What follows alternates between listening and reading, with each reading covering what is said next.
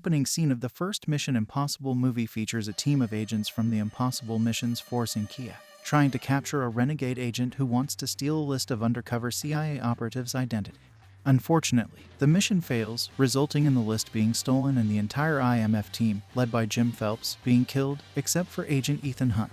When Ethan meets with IMF Director Eugene Kittredge, he learns that the mission was actually a setup to uncover a mole named Job within the IMF.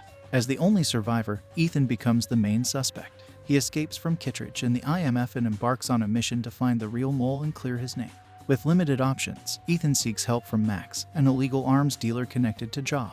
Ethan promises to give Max the authentic CIA list in exchange for $10 million and Job's true identity. He teams up with Claire, Phelps' widow, and disavowed IMF agent Luther Stickel and France Krieger to assist him. Ethan successfully steals the list from the CIA headquarters, but France betrays him. Nonetheless, Ethan entrusts Luther with keeping the list safe. While planning his next moves, Ethan is surprised by Jim Phelps, who warns him that Kittredge is the actual mole. Ethan discovers that Phelps himself is the mole after finding his Bible and connecting it to the Book of Job. Keeping this information to himself, Ethan intends to deliver the list to Max aboard a train in Paris. He hands over the list to Max, but Luther prevents her from sharing it with her dangerous associates. Ethan then confronts Phelps and Claire, who attempt to steal the money and escape. Ethan records their confrontation and sends the evidence to expose Kittredge as the mole. Phelps becomes unstable, kills Claire, and tries to flee onto a helicopter piloted by Krieger. Ethan manages to destroy the helicopter, killing Phelps and Krieger and thwarting their villainous plans. As the film concludes, Kittredge arrests Max and retrieves the CIA list, reinstating Ethan and Luther into the IMF. In Mission Impossible 2, Ethan Hunt is given the mission to eliminate a renegade IMF agent named Sean Ambrose, who has stolen a highly dangerous bioengineered virus called Chimera. Ambrose intends to release the virus and profit from the cure. To assist him in this task, Ethan recruits his old ally Luther and Nea, Ambrose's former girlfriend and a skilled thief. They locate the laboratory where Chimera is stored and manage to destroy all but one sample of the virus before Ambrose and his team arrive. A firefight ensues as they try to prevent Ambrose from obtaining the virus. Desperate to stop the threat, Nea injects herself with the virus and pleads with Ethan to kill her, which would prevent the virus from spreading. However, Ethan cannot bring himself to do it and is forced to escape as Ambrose captures Nea. Taking on the guise of Ambrose's trusted associate, Ethan infiltrates his team and steals the cure. A thrilling motorcycle chase through the streets of Sydney, Australia ensues. Ethan successfully eliminates Ambrose and his men before delivering the cure to Nea just in the nick of time, with the day saved once again. The IMF clears Nea's criminal record, and she decides to embark on a romantic vacation with Ethan. In Mission Impossible 3, Ethan Hunt has retired from fieldwork with the IMF and now trains new recruits while leading a seemingly normal life with his fiancée, Julia, who remains unaware of his true occupation. However, the secret becomes increasingly challenging to keep. When Ethan's former student, Agent Lindsay Ferris, is captured by arms dealer Owen Davian while trying to stop him from acquiring a dangerous bioweapon called Rabbit's Foot, Ethan feels a sense of loyalty and agrees to lead a mission to save her. Joined by his team, Luther Stickel, and new allies Declan Gormley and Jen Lay, Ethan successfully rescues Lindsay and retrieves 2 broken laptops. Unfortunately, as they escape, a bomb implanted in Lindsay's head detonates, killing her and devastating Ethan. Thank you. Driven by a personal vendetta to avenge Lindsay's death, Ethan agrees to rejoin the IMF under the leadership of new director Theodore Brassel in order to take down Owen Davian. Before embarking on his next perilous mission, Ethan and Julia marry in an impromptu ceremony.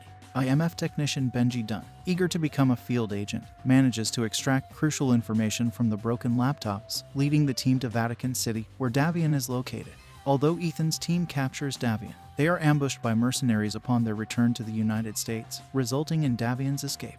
To complicate matters further, Davian and his mercenaries kidnap Julia, threatening her life unless Ethan steals and delivers Rabbit's Foot within 48 hours. Additionally, Ethan learns that Lindsay had sent him a postcard warning about Davian and Director Brassel's connection before her death. The IMF accuses Ethan of aiding Davian's escape, but Agent Musgrave, who was previously an ally, helps Ethan escape. Reuniting with his team, Ethan retrieves Rabbit's Foot and delivers it to Davian,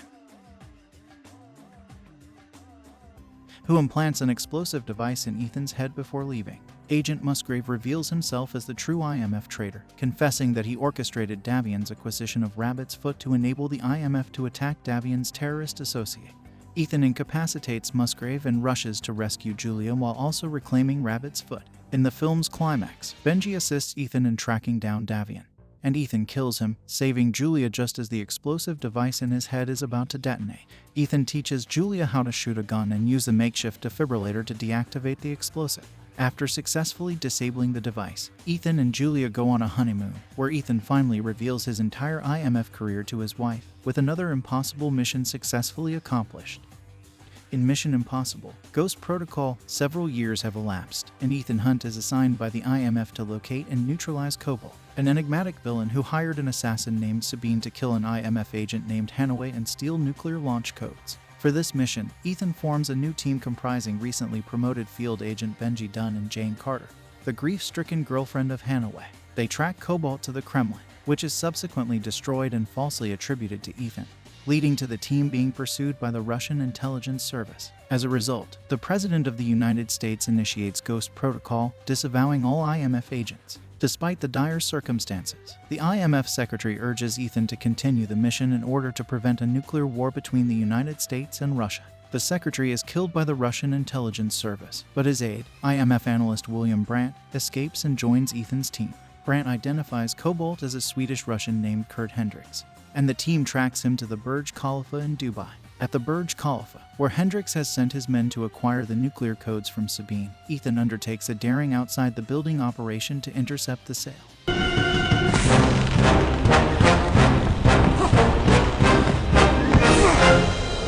Jane exacts revenge by killing Sabine for Hanaway's murder, and Brandt demonstrates his remarkable field agent skills, arousing suspicion among the rest of the team. In the climax, Hendricks escapes with both the nuclear codes and a launch device, granting him the means to initiate a nuclear war. He orders a Russian submarine to launch a nuclear strike on San Francisco. Ethan's team races against time to stop him, while Jane, Benji, and Brandt work on repairing a satellite station. Ethan pursues Hendricks to retrieve the launch device. Hendricks sacrifices himself in a bid to prevent Ethan from taking it, but Ethan manages to retrieve the device regardless.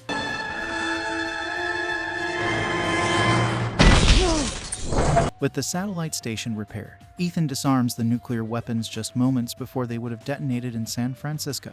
Another impossible mission is successfully accomplished. During the aftermath, Brandt confides in Ethan, revealing that he retired from fieldwork and became an analyst after failing to protect Julia from an assassination attempt. To Brandt's surprise, Ethan discloses that Julia's death was staged, and she is actually alive and leading a secure life. Relieved of his guilt and burden, Brandt officially rejoins the field, ready to face the next mission alongside Ethan's team, with the watchful eye of Luther, Ethan's IMF colleague, ensuring Julia's safety.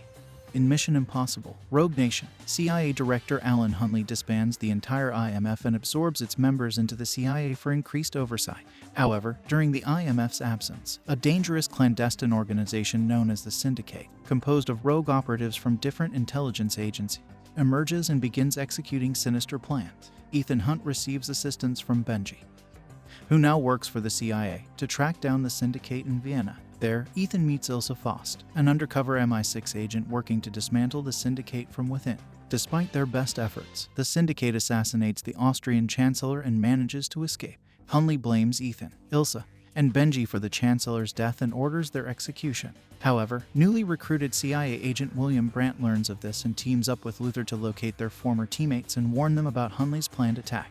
Ilsa provides the team with valuable information about the Syndicate, including details about its leader, former MI6 agent Solomon Lane.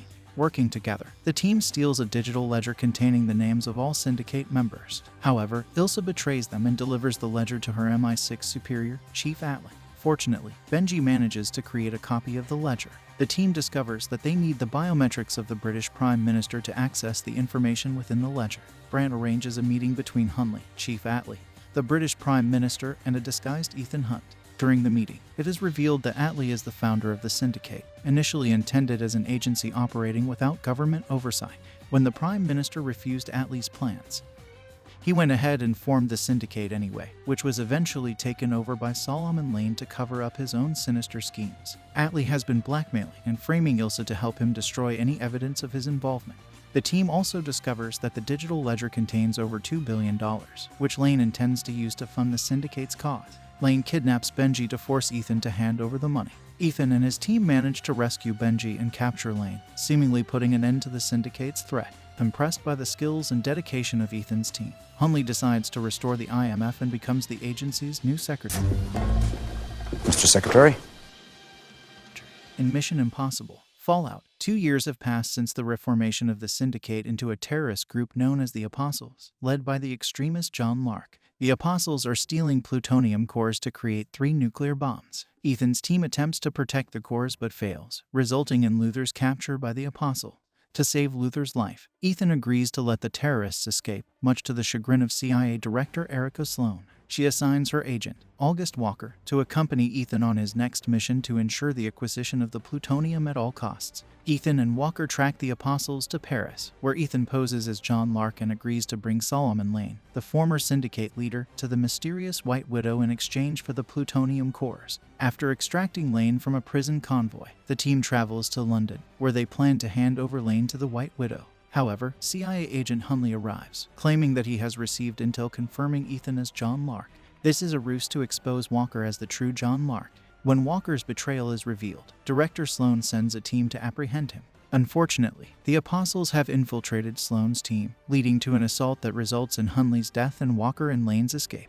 Devastated by Hunley's death, Ethan, Luther, Benji, and Ilsa uncover Walker and Lane's plan to detonate the nuclear bombs at a medical camp in the Himalayas, which would cause mass casualties. The team rushes to the camp to stop the bombs and discovers that they need to be deactivated simultaneously with the detonator to prevent an explosion.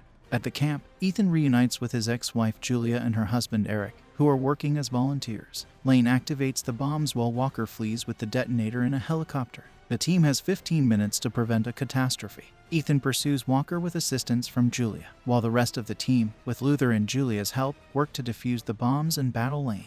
In the final moments, Ethan kills Walker during their battle on a snowy mountain. The team successfully defuses all the bombs just in time, saving the world from a devastating disaster.